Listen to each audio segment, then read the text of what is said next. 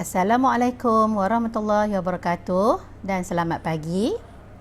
Cikgu Salma binti Abdullah pada pagi ini akan mengajar bahasa Melayu bertajuk Peribahasa untuk tahun 5. Baiklah, jikalau kamu melihat dalam buku teks Bahasa Melayu tahun 5 pada muka surat 148, kamu akan berjumpa dengan tajuk Wajah Ceria Taman Tasik Titiwangsa. Di dalam teks tersebut terdapat banyak peribahasa. Baiklah, mari kita mulakan.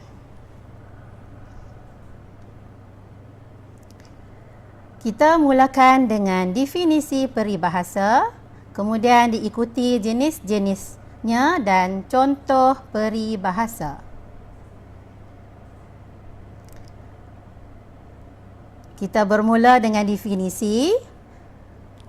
Definisi menurut Zakbar, peribahasa ialah susunan kata yang pendek dengan makna yang luas, mengandungi kebenaran, sedap didengar dan bijak perkataannya.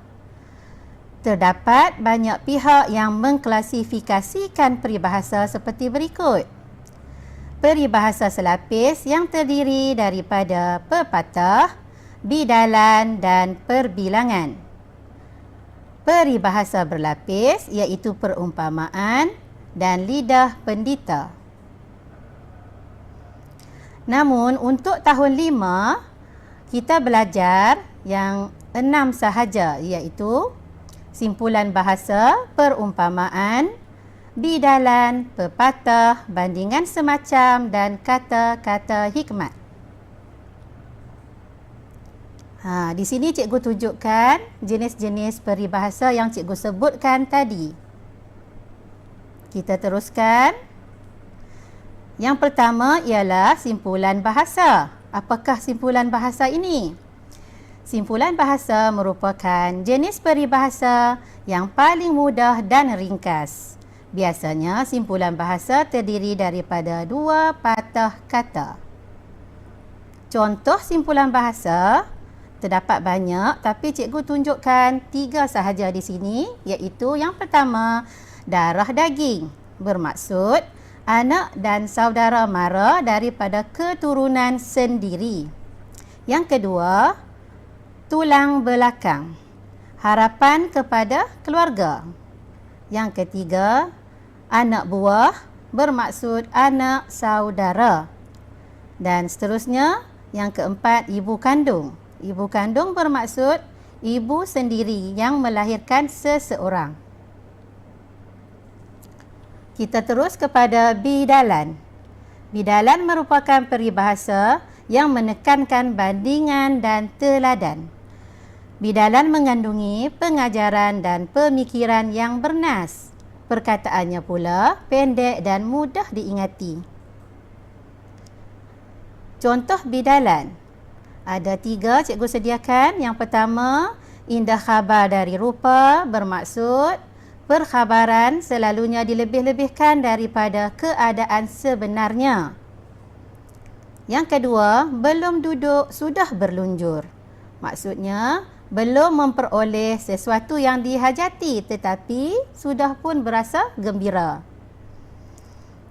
Seterusnya yang ketiga, ukur baju di badan sendiri. Melakukan sesuatu kerja hendaklah mengikut kemampuan sendiri.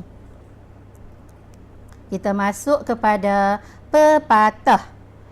Pepatah merupakan ungkapan yang padat dan ringkas serta mengandungi pengajaran dan nasihat. Contoh pepatah ialah ada angin, ada pohonnya. Bermaksud sesuatu yang berlaku mesti ada sebabnya. Kemudian ikut hati mati, ikut rasa binasa. Orang yang mengikut hawa nafsu akan musnah akhirnya. Yang ketiga, buang yang keruh, ambil yang jernih. Ini biasa kita dengar ya. Bermaksud berdamai antara 2 pihak yang bersengketa.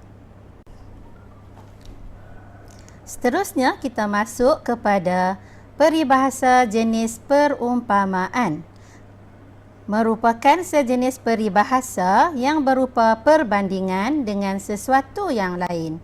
Ia mengandungi pengajaran. Biasanya ayat dalam perumpamaan mengandungi perkataan bagai, ibarat, laksana, seperti, macam dan umpama. Kita lihat contoh-contoh perumpamaan. Yang pertama, bagai aur dengan tebing. Bermaksud tolong-menolong antara satu sama lain. Yang kedua, bagai isi dengan kuku, yang bermaksud sangat akrab, hubungan yang sangat rapat, ya. Seterusnya, yang ketiga, kita tengok seperti cincin dengan permata, bermaksud pasangan yang sama padan.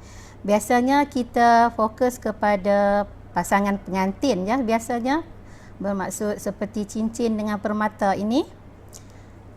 Seterusnya ialah kata-kata hikmat. Merupakan perkataan bijak pandai yang mengandungi pengertian yang tinggi. Biasanya perkataannya mudah dan ringkas disebut. Kita lihat lagi contohnya.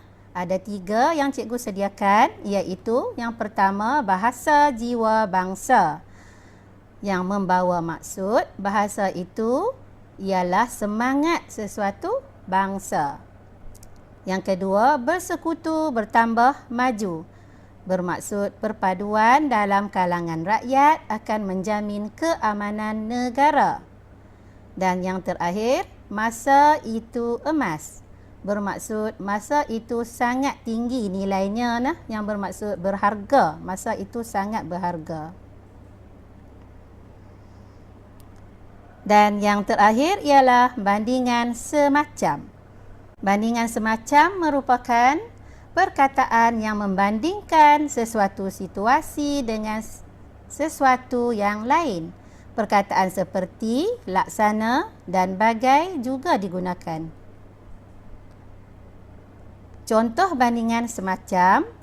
Yang pertama, adil macam hakim, iaitu sangat adil dalam mengadili sesuatu hal.